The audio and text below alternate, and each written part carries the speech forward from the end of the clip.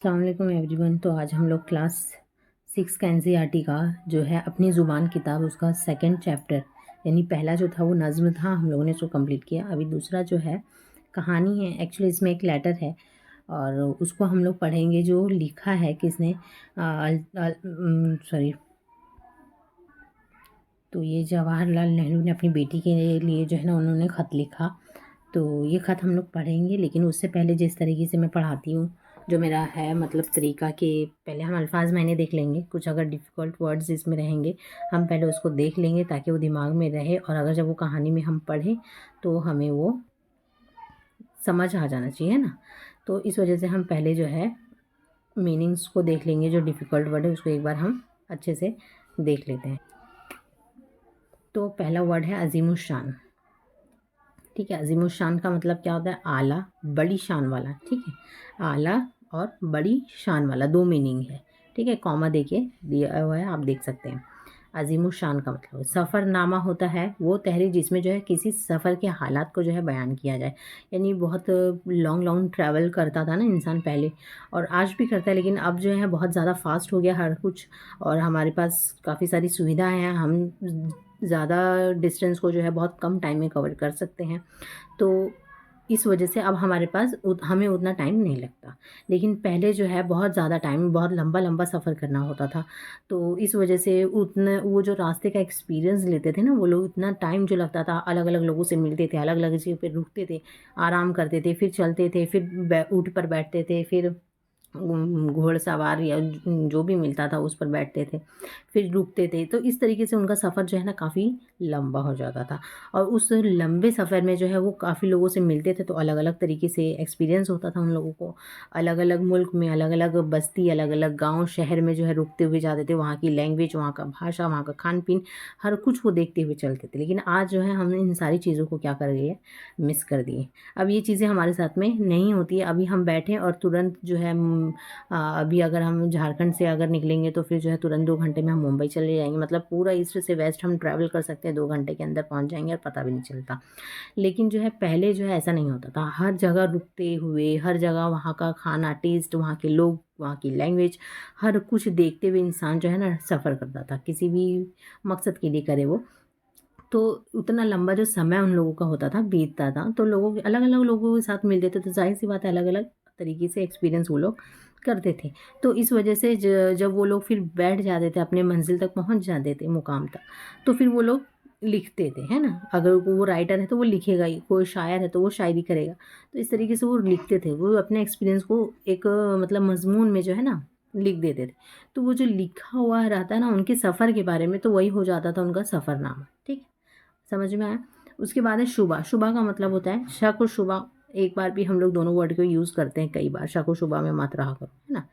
तो वही हो गया शक, शब शुबा का मतलब हो गया शक। ठीक है, उसके बाद है अंदेशा करना, यानी गुमान लगाना, ना जानना, है ना। सॉरी, अंदेशा, खतरा, डर, है ना। हमको ऐसा खतरा है, हमको अंदेशा ऐसा है कि ऐसा हो जाएगा, हमको डर है कि ये हो जाएगा। ठीक है, तो अंदेशा का मतलब हो गया खतरा, डर।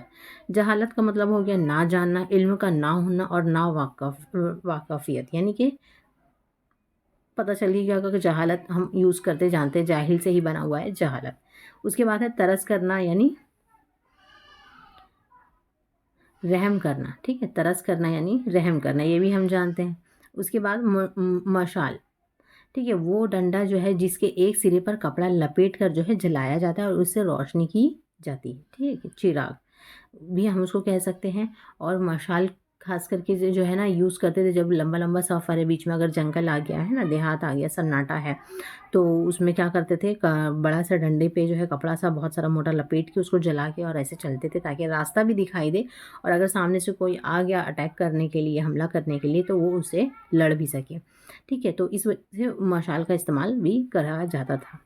ठीक है, तो ये हो गया इल्म हिकमत। ठीक है, अक्लमंदी, दानिशमंदी, इल्म हिकमत, इल्म भी होना और उस पर हिकमत भी करना। ठीक है, अक्लमंदी हम जिसको बोलेंगे, दानिशमंदी, दानिश का भी मतलब वही होता है। उसके बाद गुंजाइश यानी समाई जगह। ठीक है, गुंजाइश यानी जगह भी हो गया, गुंजाइश है, कोई जगह है, ऐसे बोलते हैं हम लोग, है ना। महदूद यानी हद के अंदर रहना। ठीक है, तंग, छोटा। ठीक है, हुदूद में, बहस व मुबाहिसा यानी बहस और तकरार करना, बहस व मुबाहिसा है ना, जानते हैं हम। जद्दोजहद करना, ठीक है, सख्त कोशिश करना या बहुत ज़्यादा ट्राई करना, बहुत ज़्यादा कोशिश करना, लगे रहना, लगातार जद्दोजहद करना, ठीक है। अब एक बार और हम जो है वापस से पूरा हम देख लेते हैं, ठीक है, एक बार और देख लेते हैं ताकि हम कहानी में जो है वर्ड्स को तुरंत कैच कर पाए, ठीक है। पहला है अजीमुशान यानी आला हो गया, बड़ी शान वाला हो गया। सफ़रनामा हो गया, जैसे मैंने बताया कि लॉन्ग ट्रैवल करता था इंसान पहले, तो उतना लंबा समय जब वो सफ़र में बिताता था, है ना, तो उसको एक कहानी में अगर रिप्रेजेंट करता है तो वही हो गया सफ़रनामा। शुबा यानी शक व शुबा हो गया, ठीक है। अंदेशा करना यानी होना, यानी खतरा होना, डर होना किसी चीज़ का। जहालत मतलब जाहिल, ना इल्म होना, है ना, इल्म का ना होना या ना जानना। तरस करना, रहम करना। मशाल समझ में आ ही रहा, एक लंबा लकड़ी जिसके ऊपर कपड़ा बांध के जो है आग को जला करके और फिर सफ़र किया जाता। इल्म हिकमत, इल्म अक्लमंदी, दानिशमंदी, ठीक है। गुंजाइश यानी कोई जगह होना, ठीक है, गुंजाइश होना। हुदूद महदूद यानी हद के अंदर, तंग सख्त। बहस व मुबाहिसा करना यानी बहस व तकरार करना, ठीक है, बातचीत करना, किसी मुद्दे पर बहुत ज़्यादा डिस्कशन करना। और जद्दोजहद हो गया सख्त कोशिश करना यानी बहुत ज़्यादा ट्राई करना, बहुत लगे रहना किसी काम में लगातार, ठीक है। तो ये हो गया, हम लोगों ने वर्ड मीनिंग देख लिया। अब हम इसकी कहानी पर आते हैं। एक्चुअली ये कहानी एक खत है जो किसने लिखा है, पंडित जवाहरलाल नेहरू ने। किसके लिए लिखा है, अपनी बेटी के लिए लिखा है, ठीक है। तो हम ये खत को पढ़ते हैं हम लोग और फिर समझने की कोशिश करते हैं। तो कहानी को हम लोग यहाँ पर पढ़ना शुरू करते हैं। जो पंडित जवाहरलाल नेहरू ने जो है ना खत लिखा है अपनी बेटी, उनकी बेटी का नाम है इंदिरा, ठीक है।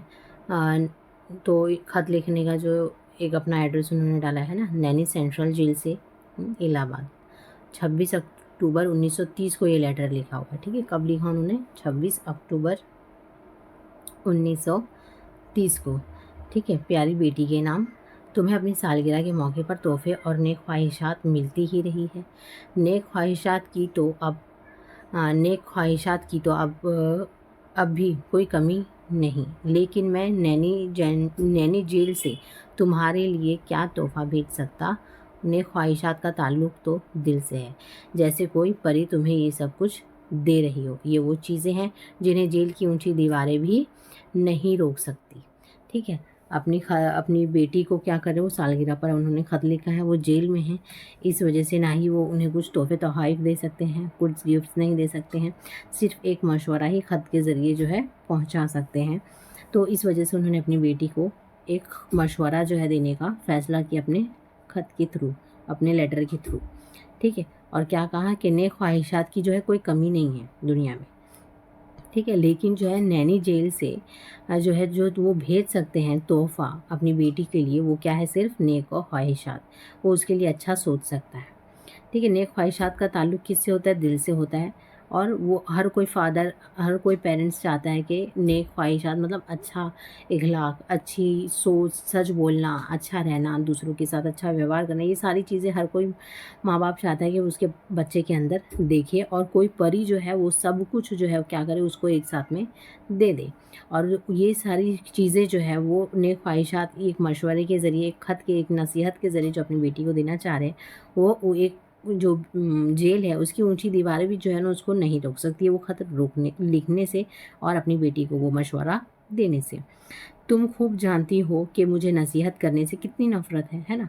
उनकी बेटी को वो बोल रहे हैं कि तुम जानती हो कि मुझे नसीहत देने से बहुत नफ़रत है, मुझे चिढ़ है। मतलब क्यों चिढ़ है, क्योंकि इंसान अगर चाहे तो अपनी समझ से, अपनी सोच से अपनी समझ को बना सकता है, अपने अखलाक व्यवहार को बना सकता है, किसी के समझाने पर जो है कोई नहीं बदलता। तो इस वजह से वो अपनी बेटी को कह रहे कि मुझे नफ़रत है नसीहत देने में, लेकिन चूंकि जब कोई मेरा जी चाहने लगता है ना, बहुत ज़्यादा मेरा मन करने लगता है कि मैं नसीहत किसी को करूं, तो एक अक्लमंद की कहानी जो है क्या है मेरे दिमाग में आ जाती है। और शायद एक दिन मैं चाहता हूं कि तुम भी वो कहानी को क्या करो, पढ़ो उस किताब से जहाँ से मैंने पढ़ा है, ठीक है। अब है आगे क्या कि कोई 1300 बरस पहले, वो कहानी को अब बता रहे हैं कि वो कहानी को उन्होंने कैसे पढ़ा। कोई 1300 बरस पहले, ठीक है, यानी 1300 साल पहले, 1300 बरस पहले यानी 1300 साल पहले गुजरे, 100 साल पहले गुजरे के मुल्क में मुल्क मुल्क चीन से एक सयाह यानी नाव चलाने वाला दानिशमंद था, यानी अक्लमंद था। वो किसकी तलाश में आया था? इल्म की तलाश में आया था। कहाँ? हिंदुस्तान आया था। ठीक है, इंडिया आया था। कहाँ से? चीन से आया था इल्म की तलाश में। इसका नाम क्या था? ह्यून सांग। यह हम हिस्ट्री में भी बहुत ये नाम पढ़ते हैं, आगे पढ़ेंगे। ह्यून सांग आया था। वो शुमाल के पहाड़ से, यानी कि शुमाल जुनूब, ये हमारा मैप है ना, यहाँ से मतलब ऊपर साइड से आया था। चीन हमारा यहाँ पर है ना, इस साइड में यहाँ है चीन, तो यहाँ से जो है शुमाल की साइड से हिंदुस्तान आया था। हिंदुस्तान आया और वो शुमाल के पहाड़ और रेगिस्तान से जो है तय करता हुआ यहाँ पहुँचा। कहाँ से? रेगिस्तान को पूरा क्रॉस करता हुआ आया। कहाँ पर? उसे इल्म का इतना शौक था कि रास्ते में उसने सैकड़ों जो है ना मुसीबतें उठाई। क्या करी? सैकड़ों मुसीबतें उठाई और हज़ारों खतरों का क्या किया? मुकाबला किया। वो हिंदुस्तान में बहुत दिन रहा, यानी उसको इल्म का इतना ज़्यादा शौक़ था, पढ़ने का, जानकारी लेने का, समझने का, हर चीज़ों को इतना ज़्यादा शौक़ था कि उसने बहुत सारी परेशानियों का सामना करते हुए, क्योंकि मैंने बताया ना कि पहले के दौर में इंसान को जो है लॉन्ग लॉन्ग डिस्टेंस जो है पार करना पड़ता था, उसके लिए जो है काफ़ी ज़्यादा वक्त लग जाता था। तो उतना सफ़र तय करके जो है वो सिर्फ किस शौक़ में आ रहा था? वो इल्म की शौक़ से, और उसमें भी जो है बहुत सारे खतरे लेकर के आ रहा था। वो हिंदुस्तान में आया और फिर खुद सीखता था और दूसरे को सिखाता भी था। ठीक है, इसका ज़्यादातर वक्त किस में? नालंदा विद्यापीठ में। ठीक है, किस में? नालंदा विद्यापीठ में निकलता था। ये कहाँ पर है हमारा नालंदा विद्यापीठ? जो शहर पाटलिपुत्र में। कहाँ पर है? पटना में। जो वहाँ से होगा पटना से वो बता सकता है, वो जानता होगा, गया भी होगा, देखा भी होगा। ठीक है, अब जो है उस शहर का नाम, पाटलिपुत्र का नाम ही क्या है? अब पटना हो गया है। ठीक है, अब ह्यून सांग जो है पढ़ लिख कर बहुत काबिल हो गया, हत्ता कि उसको फाजिल कानून यानी बुद्ध मत का क्या मिला? खताब मिल गया। ठीक है, वो इतना यहाँ पर आके पढ़ा, इतना पढ़ा, पढ़ता भी था, पढ़ाता भी था।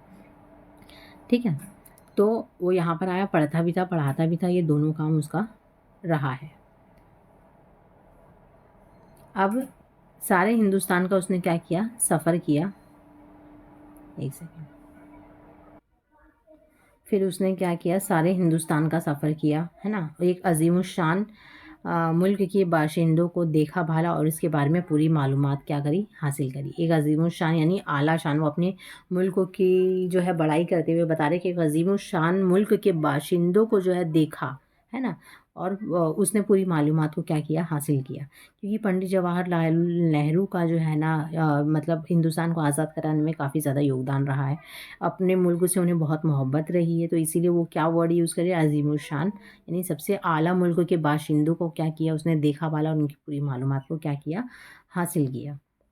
अब उसके बाद उसने अपना सफ़रनामा लिखा। जब वो यहाँ से वापस लौटा, बहुत ज़्यादा वक्त यहाँ पर नालंदा में, पटना में गुजारने के बाद वो जब अपने मुल्क को लौटा तो उसने सफ़रनामा लिखा। सफ़रनामा वही जो अपने सफ़र में उसने जो एक्सपीरियंस किया, उसने अपनी कहानी में लिखना शुरू किया और लिखा। उस किताब में वो कहानी भी शामिल है जो इस वक्त जो है मुझे याद आई। और उस कहानी में, जो इस किताब में उसने अपना सफ़रनामा लिखा, उसमें ही एक कहानी भी बयान की गई है। वो कहानी को जो है ये छोटे से इसमें पैराग्राफ में जवाहरलाल नेहरू ने जो है ना बयान किया है, अपनी बेटी को समझाने की कोशिश की है। वो कहानी को हम यहाँ पर पढ़ेंगे। ठीक है, तो कहानी क्या है? ये एक शख्स का किस्सा है जो जुनूबी हिंद से जो है, हिंद से शहर करना सोना में आया। कहाँ पर? जुनूबी हिंद, यानी ये हो गया हमारा शुमाल ऊपर और ये हो गया हमारा जुनूब। ठीक है, ये याद रखना है। ये दो आप याद रखोगे, बाकी का फिर आपको याद हो जाएगा। बहुत लोगों को नहीं मालूम होता, इसलिए मैं बता दे रही कि ये जो ऊपर है हमारा, ये क्या आ गया? शुमाल, यानी शुमाली हिंद से कोई आया नहीं कि इधर से आया। ठीक है, ऊपर साइड से कोई आया, चाहे यहाँ से आए चाहे यहाँ से आए, यानी ऊपर साइड से आया। जुनूबी हिंद से आया यानी नीचे साइड से, चाहे वो इधर से चाहे वो इधर से आया। ठीक है, उसके बाद शुमाल हिंद से एक आया शहर करना सोना में। ठीक है, ये शहर जो है सूबा बिहार भागलपुर के आसपास कहीं पर होता है। ठीक है, बिहार शहर में आया, यहाँ पर कहीं भागलपुर के आसपास। बहुत भागलपुर आप लोग जानते होंगे। ठीक है, बिहार में पड़ता है रेल। और उसके बाद ह्यून सांग ने जो है सफ़रनामे में लिखा है कि एक शख्स ने अपने पेट के चारों तरफ क्या किया? तांबे की तख्तियाँ। क्या बांधा है उसने अपने पेट के चारों तरफ? तांबे की तख्तियाँ बांधे रहता है और सर पर एक जलती हुई मशाल, मशाल वही मैंने बताया था, एक बड़ी सी लकड़ी, उसमें कपड़ा बांध के मुंह के पास और जला के और अपने सर पर वो बांध लेता है। हाथ में डंडा लिए हुए अकड़ अकड़ कर जो है चलता है और अजीब व गरीब अंदाज में क्या करता है, बड़ी शान से इधर उधर घूमता फिरता है। और जब कोई उससे पूछता है कि आखिर आपने ये क्या सूरत बना रखी, मतलब आपने ऐसा हुलिया क्यों बनाया है, आप इमेज में भी जो है देख सकते हैं इस तरीके से। अपने पेट पर क्या करता है वो, इस तरीके से तांबे की तख्ती बांध लेता है, उस पर कुछ कुछ कुछ लिखा हुआ है, उसको जंजीर से बांध दिया है और अपने सर पर क्या करता है, एक मशाल लेके घूमता है। ठीक है, अब अपने सर पर मशाल लेके घूम रहा है। अब कोई उससे पूछता है कि उसने अपना हालत जो है ऐसा अजीबोगरीब क्यों बनाया हुआ है, तो वो जवाब क्या देता है कि मेरे अंदर बेहिसाब इल्म है। क्या है, मेरे अंदर बहुत ज़्यादा इल्म है, मैं बहुत ज़्यादा अक्लमंद हूँ, मुझे अंदेशा है कि कहीं मेरा पेट जो है वो फट ना जाए इल्म की वजह से। जबकि हम यहाँ जानते हैं कि इल्म जो है यानी कि समझ जो है, अकल, वो हमारी कहाँ होती, खोपड़ी में होती है, हमारे सर में होती है ना कि पेट में होती है। लेकिन वो पेट को बांध के क्या कर बोल रहा है कि मुझे कहीं डर है कि मेरा जो इल्म है वो बेहिसाब हो गया है और उसकी वजह से वो कभी फटा ना जाए। इसीलिए जो है मैंने अपने पेट पर तांबे की क्या की, तख्तियाँ बांध रखी है। और चूंकि सब लोग जो है जहालत के अंधेरे में रहते हैं, ठीक है, वो बाकी सबको क्या बोल रहा है कि सब लोग जहालत के अंधेरे में है, तो मुझ पर जो है, मुझे उन पर क्या आता है, तुम सब पर तरस आता है। इसीलिए जो है मैं हर वक्त क्या करता हूँ, मशाल लिए फिरता हूँ, मतलब तरस भी आता है। मैं तुम्हें इल्म देना भी नहीं चाहता हूँ और मुझे डर है कि तुम लोग जो है ये इल्म मुझसे आके मांग लोगे, छीन लोगे, तो इस वजह से मैं मशाल लेके घूमता हूँ कि अगर मेरे पास कोई आता है तो मैं उसको ये मशाल से भगा दूंगा और मैं अपना इल्म, अपना ज्ञान जो है अपने तक ही रखूँगा, दूसरों को नहीं बांटूंगा। तो यहाँ से समझ में आता है कि वो इंसान इतना मतलब पागल है, वो उसे समझ नहीं है कि पहली पहली चीज़ की अकल जो है पेट में नहीं होती, अकल समझ दिमाग में होती है ना। लेकिन उसने अपने पेट को बांध रखा है ये सोच के कि मेरे पास बहुत ज़्यादा समझ, मेरे पास बहुत ज़्यादा अकल है, हम उसे एक तरीके से पागल ही बोलेंगे। तो वो जो है मैं किसी को नहीं दूंगा। हम बोला बोला जाता है ना, ज्ञान बांटने से बढ़ता है ना, तो वही हिसाब है कि जब तक हम ज्ञान को बांटेंगे नहीं वो बढ़ेगा नहीं। तो ये इंसान सोचता है कि मेरे पास बहुत ज़्यादा इल्म है, तो मैं जो है, अगर कोई चीज़ ऐसे होता है, मैंने ऐसे काफ़ी लोगों को देखा है, आप लोग भी जानते होंगे कि मतलब वो शेयर नहीं करना चाहते। कोई चीज़ अगर वो सीख लेते हैं ना, वो सोचते हैं कि बस ये मुझे ही पता रहे, मैं किसी को ना बताऊं और कोई ना जाने, बस ये मुझे तक ही रहे और मैं ही इसका फ़ायदा उठा सकूं। और फिर वो अपने आप को अक्लमंद भी समझता है कि मैं बहुत अच्छा कर रहा हूँ ऐसे करके। लेकिन वो बहुत बड़ा बेवकूफ़ है, क्योंकि कोई भी चीज़ बांटने से क्या होती है, बढ़ती है ना कि घटती है। तो वो जो है अपने तक के रख के सोचता है कि अगर जो है मैं इसको अपने तक रखूँगा तो मैं बहुत ज़्यादा अक्लमंद हूँ और ऐसा करके मैं बहुत अच्छा कर रहा हूँ और मेरे से ज़्यादा अक्लमंद कोई नहीं है और बाकी सब क्या है, बेवकूफ़ है, क्योंकि उन लोगों के पास इतनी अकल है ही नहीं जो जो ट्रिक या जो चीज़ मैंने निकाली है, ठीक है, बनाई है, जो भी है। तो इसलिए ये करना क्या है, बेवकूफ़ी है। तो ये ऐसा ही जो है ये आदमी जो है ना अपने बारे में सोचता है। ये कहानी का मेन मकसद है। तो कहानी आप लोगों को समझ में आ गई होगी, अगर नहीं समझ में आए तो मैं एक बार और ट्राई करती हूँ कि यानी कि कोई भी चीज़, अगर हम कोई चीज़ सीखते हैं, नया वर्ड हो, एक छोटा सा कोई वर्ड हो या फिर एक कोई भी बड़ी चीज़ हो या छोटी चीज़ हो या कोई नई चीज़ हम लोगों ने अगर बना ली है, तो अगर हम वो किसी से अगर शेयर करेंगे तो अगर उसमें कोई गलती होगी तो शायद हमसे ज़्यादा उस सामने वाले का दिमाग थोड़ा सा अगर दौड़ जाए तो वो उसमें कुछ और ऐड कर दे और वो चीज़ को और बेहतरीन बना दे। ठीक है, हो सकता है हमारा दिमाग जितने दूर तक नहीं चल रहा है, जितना चला अच्छा चला, लेकिन अगर कोई और उसके आगे अगर उस चीज़ को वो देख ले तो शायद उसको कुछ एक नया आइडिया आ जाए, उसको कुछ एक नया तरीका मालूम हो जाए जिससे वो चीज़ और ज़्यादा खूबसूरत हो जाए। लेकिन जो है बेवकूफ़ आदमी क्या करता है, सोचता है कि नहीं ये चीज़ मेरे दिमाग में आई है तो ये मैं इसे अपने तक ही रखूँगा और दूसरे से बांटूँगा नहीं, और ये मैं अपने पास रख के किसी से शेयर नहीं करूँगा। तो ये चीज़ जो है वो अपनी बेटी को जो है समझा रहा है इस कहानी में। ठीक है, तो अब कहानी ख़त्म हो गई, यहाँ पे उन्होंने अपनी बेटी को जो है कहानी के ज़रिए बता दिया। हाँ, तो मुझे ऐसा कोई ख़तरा नहीं है। अब पंडित जवाहरलाल नेहरू कह रहे हैं कि मुझे ऐसा कोई ख़तरा नहीं है। हाँ, तो मुझे ऐसा कोई ख़तरा नहीं है कि बहुत ज़्यादा इल्म हिकमत से फट जाऊँ। जवाहरलाल नेहरू कह रहे अपनी बेटी से कि मुझे ऐसा कोई ख़तरा नहीं है कि मैं इल्म और हिकमत से क्या हो जाऊँ, फट जाऊँ। ठीक है, मैं नहीं मानता कि मैं इतना ज़्यादा समझदार हूँ या अक्लमंद हूँ, इसीलिए मुझे अपना पेट पर जो है ना तांबे बांधने की ज़रूरत नहीं है। और ये भी जानता हूँ कि मेरी अकल जो है मेरे पेट में नहीं, ज़ाहिर-सी बात है कि अकल पेट में नहीं होती, बल्कि जहाँ कहीं भी हो, मतलब वो कह रहे हैं कि जहाँ कहीं भी हो उसमें इतनी गुंजाइश है, यानी इतनी जगह है। गुंजाइश का मतलब हम लोगों ने पढ़ा है कि इतनी जगह है कि बहुत ज़्यादा, बहुत कुछ और जो है उसमें आ सकता है, ठीक है? बहुत कुछ और समा सकता है उसमें, यानी समा सकता है यानी आ सकता है। और जब मेरी अकल जो है ना महदूद है, तो मैं कैसे एक अक्लमंद आदमी, और जब मेरी अकल, क्या बोल रहे हो कि जब मेरी अकल इतनी महदूद है तो मैं किसी और अक्लमंद, सॉरी, एक सेकेंड, और जब मेरी अकल क्या है महदूद है तो मैं कैसे एक अकल आदमी बनकर जो है दूसरे को मशवरा दूँ, ठीक है? और इसीलिए मतलब वो कह रहे हैं कि जब मैं इतना अक्लमंद आदमी हूँ ही नहीं तो मैं कैसे किसी और को मशवरा दे सकता हूँ। इस वजह से मैं नसीहत तुमको नहीं कर रहा हूँ, अपनी बेटी से कह रहे कि मैं तुमको इसको नसीहत नहीं कर रहा हूँ, क्योंकि मैं इतना समझदार नहीं हूँ या इतना अक्लमंद नहीं हूँ कि मैं अपने पेट पे जो है ना तख्तियाँ बांधता हूँ। इसलिए ये जानने की कोशिश करता हूँ कि बस इतना जानने की कोशिश करता हूँ कि क्या सही है, क्या गलत है ना? क्या करना चाहिए, क्या नहीं करना चाहिए। और इसी बहस व मुबाहिसे में, यानी अपने आप से इसी बातचीत में जो है कभी-कभी सच्चाई जो है क्या होती है निकल के आ जाती है। यानी कि मैं अपने आप से इतना बात करता हूँ, क्या करना चाहिए, क्या नहीं करना चाहिए, ये सही है कि ये गलत है, उस टाइम ऐसे हुआ, अभी ऐसे हो रहा है, ये मतलब वो अपने आप से इतना ज़्यादा बात करते हैं, इतना ज़्यादा बात करते हैं कि गलत सही और सही गलत के बारे में, और करना चाहिए, नहीं करना चाहिए, इस तरीके से अपने आप से वो इतना बहस व मुबाहिसा करते हैं कि जो है एक नई सच्चाई जो है उनके सामने आ जाती है। और ये बात बिल्कुल सही है, क्योंकि ऐसा होता है, जो इंसान सेल्फ टॉक करता है, अपने आप से बहुत ज़्यादा बात करता है और सारी कंडीशंस को अपने इर्द-गिर्द जो है घुमाता है और उसमें जीता है, और उसमें जो है सही सही सही चीज़ों को ढूँढता है, गलत चीज़ों की परख करता है। तो उस इंसान को जो है अपने आप से बात करके जो है नए अपने जवाबात मिल जाते हैं, नई सोच, नई समझ जो है बन जाती है उस इंसान की, और आने वाले दूसरे मसाइल या दूसरी कंडीशन को जो है वो बहुत बेहतरीन तरीके से जो है समझ सकता है। ठीक है? इसीलिए अपने आप से बात करना, इंसान को अपने आप को टाइम देना बहुत ज़्यादा ज़रूरी है, जो खुद जवाहरलाल नेहरू कह रहे हैं इस कहानी में। ठीक है? तो ये भी इस कहानी के से जो है हम बहुत बेहतरीन चीज़ जो है सीख सकते हैं कि इंसान को खुद को टाइम देना बहुत ज़्यादा ज़रूरी है, और अपने मसाइल और अपने हालात को जो है अपने इर्द-गिर्द जो है उसको महसूस करना, और उसमें सही ढूँढना, गलत ढूँढना, है ना? ये सब कुछ जो है हमें ढूँढना, और अगर हम जब वो सब चीज़ ढूँढेंगे, अपने आप से बात करेंगे, तो हमें सच्चाई का पता चलेगा, और दूसरी चीज़, हमें हालात से लड़ने में अगली बार आसानी होगी, और उसको हम अच्छे तरीके से टैकल कर पाएँगे।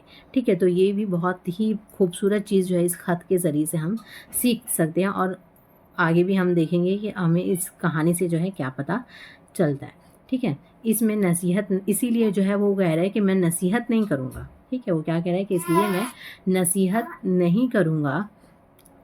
खत जो है बातों की जगह नहीं ले सकता, है ना? खत जो है बातों की जगह नहीं ले सकता, क्योंकि जब इंसान बात करता है तो दो तरफ़ा बात करता है। लेकिन क्योंकि खत क्या है, एक तरफ़ा बात करती है, कि इंसान सिर्फ़ यहाँ पर बोले जाता है, सामने वाला वहाँ सिर्फ़ सुनता है, बोल नहीं पाता। उसके पॉइंट ऑफ व्यू और उसकी सोच समझ है हम नहीं सुन सकते, सिर्फ़ अपनी तरफ से एक तरफ़ा बात होती रहती है। तो इसीलिए जो है खत क्या है, बातों की जगह नहीं ले सकता। इसीलिए मैं अगर बात कहूँ और वो तुमको नसीहत लगे, तो उसको कड़वी गोली समझकर मत लो। बस ये समझो कि मैं तुमको क्या कर रहा हूँ, मशवरा दे रहा हूँ, और गोया तुम आमने-सामने बैठे क्या कर रहे हैं, बातें कर रहे हैं। तो इस वजह से मैं ये कहानी में जो तुमको समझ में आ रहा है, उसको तुम कड़ी हुई गोली समझकर जो है ऐसे बस, मतलब एक कान से सुनना, एक कान से निकालने वाला हिसाब मत करना। उससे जो भी मशवरा तुमको समझ में आए वो ले लेना, और ऐसे सोचना कि मैं तुमको सामने बैठकर वो चीज़ समझा रहा हूँ। और अगर मैं, क्योंकि बगैर कहानी के तुमको नसीहत अगर देने बैठ जाऊँगा, तो नसीहतें बहुत लंबी हो जाएगी और तुम उसको जो है नहीं समझोगी। तो इस वजह से मैं ये कहानी के थ्रू जो चीज़ तुमको समझा रहा हूँ, उसको एक कान से सुनना और दूसरे कान से निकालने वाला काम मत करना। मैंने तुमको लंबा-सा खत लिख डाला, अभी बहुत सी बातें क्या है, बाकी है। ठीक है? अभी बहुत सारी बातें करना तुमसे बाकी है। इतनी बातें इस खत में जो है नहीं कही जा सकती, क्योंकि ये कहाँ पर है, जेल में है। तुम बड़ी खुशकिस्मत हो कि अपने मुल्क की आज़ादी की जो जद्दोजहद है, यानी जो लड़ाई है, मुल्क की आज़ादी के लिए लोगों ने सालों तक मेहनत करी है, तो तुम लड़ाई को देख रही हो, और तुम इस लिहाज से भी जो है खुशकिस्मत हो कि एक बहादुर औरत क्या है, तुम्हारी माँ है। यानी वो अपनी बीवी से मुखातिब कर रहे हैं, उनसे कह रहे हैं कि वो एक तुम इसलिए भी खुशकिस्मत हो कि तुम्हारी जो माँ है वो क्या है, बहुत बहादुर औरत है। अगर तुम कभी भी जो है किसी शुबा में जाओ, यानी तुमको कोई भी चीज़ का शक होता है, किसी भी चीज़ का शक होता है या तुमको परेशानी हो, तो क्या करो, तुम अपनी माँ से तुम्हें जो है तुम्हारी माँ से बेहतर कोई दूसरा नहीं मिल सकता। ठीक है, तो ये ख़त यहाँ पर ख़त्म होता है। खुदा हाफिज़ वो अपने बेटी को कहते हैं, मेरी दुआ है कि तुम एक दिन बहादुर सिपाही बनो और हिंदुस्तान की खिदमत करो। ठीक है, यहाँ पर ये ख़त जो है ख़त्म हो जाता है, वो अपना साइन कर लेते हैं। तो ये हमारा चैप्टर यहाँ पर कंप्लीट हो जाता है। इसके क्वेश्चन आंसर जो है मैं अलग दूसरे वीडियोज़ में बना दूँगी, आप लोग वहाँ से देख सकते हैं।